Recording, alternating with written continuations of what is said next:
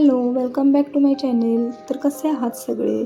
आज मी इथे टेरेसवर आले होते कारण की मला या शेवयांना थोडं ऊन दाखवायचं होतं.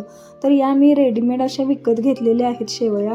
त्यामुळे एक दिवस ऊन दाखवून पुन्हा मी डब्यामध्ये पॅक करून ठेवणार होते. शेवयांचा उपयोग असा होता की गडबडीमध्ये जेव्हा देवाला आपल्याला नैवेद्य दाखवायला काही सुचत नाही तेव्हा शेवया बऱ्या पडतात आणि मला देखील आवडतात आणि त्याचं उपीट देखील छान होतं.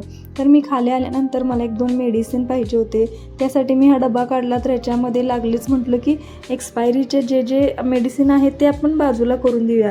ते सगळं काम आवरलं आणि आज मला स्वयंपाकामध्ये करायची होती काटे भेंडी. तर बऱ्याच जणांना काटे भेंडी खूप आवडते. काही लोक तर नॉनव्हेजसारखं काटे भेंडी खातात. त्यामुळे मी देखील इथं काटे भेंडी करायला घेतली. तर काटे भेंडी ज्या कोवळी भेंडी असते ती मी कट करून घेतली आणि बाकीचे जे कणसं असतात त्याच्या त्या बिया काढून घेतल्या आणि छान अशी मी भेंडी थोडंसं तेल टाकून भाजून घेतली. कारण की भेंडी भाजून घेतली की ती थोडी सॉफ्ट पडते आणि शिजायला तिला वेळ लागत नाही.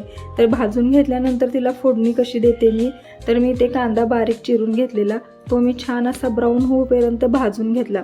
आणखी एकदा कांदा ब्राऊन झाला की आपल्याला पुढची प्रोसेस करायला आपण म्हणजेच टोमॅटो टाकायला बरं पडतं. तर टोमॅटो देखील चांगला मऊ होईपर्यंत शिजवून घ्यायचा. टोमॅटो जर असा कच्चा राहिला तर तो दाताखाली आला की ते नाही आवडत. त्यामुळे टोमॅटो देखील मऊ होईपर्यंत भाजून घ्यायचा आणि त्याच्यानंतर हा जो मसाला आपण तयार करतो ना काटे भेंडीचा तो टाकायचा.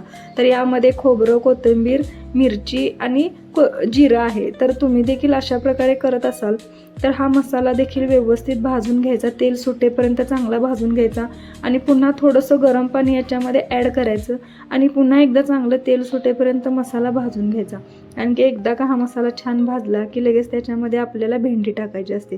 तर इथे मी भेंडी देखील टाकून घेतली आणि त्याच्यानंतर सगळं व्यवस्थित मिक्स केलं. चवीनुसार मीठ देखील टाकून घेतलं आणि थोडंसं पुन्हा पाणी घालून एक उकळी येऊ दिली आणि ते उकळी आल्यानंतर ना तो 1-5 मिनटं बारीक आचेवर आपण ठेवलं की तयार होती. काटे भेंडी अशी आहे की तिचं आपण पातळ भाजी देखील करू शकतो आणि घट्ट भाजी देखील करू शकतो. तर इथे मी मीडियम केलं होतं जसं मला भातासोबत देखील खाता येईल. तर तुम्हाला देखील काटे भेंडी आवडत असेल तर मला कमेंटमध्ये नक्की सांगा आणि व्हिडिओ कसा वाटला हे देखील सांगा. व्हिडिओला 1 लाईक जरूर करा आणि शेअर करायचा असेल तर व्हिडिओ शेअर देखील करा आणि चॅनलला सबस्क्राईब केलं नसेल तर चॅनलला सबस्क्राईब करा आणि बेल आयकॉन दाबून ऑल ह्या ऑप्शनला क्लिक करा. तर भेटूया नेक्स्ट व्हिडिओमध्ये. बाय.